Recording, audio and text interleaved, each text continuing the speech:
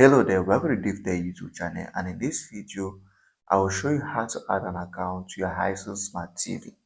This is very easy. If you find the video helpful, please like, subscribe and share for more important videos like this.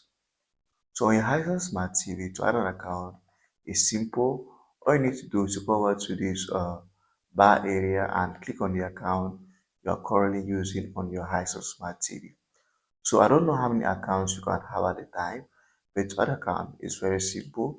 Just go over here, click on add account, and then you write in the name of the account, and then you go ahead to launch the account. It is as simple as that. It's very simple to add an account. Let's just try to add one, for instance.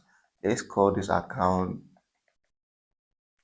we can call it Cure, for instance. If that is okay, you can click on enter, click next, and then you'll be asked to choose your profile. So for instance, I can choose this as my profile, and then come over to next, and then you can choose your content preferences, or you can skip this for now and you can do that later. And that's how you add an account. It is as simple as that. Find the video helpful, like, subscribe and share for more important videos like this.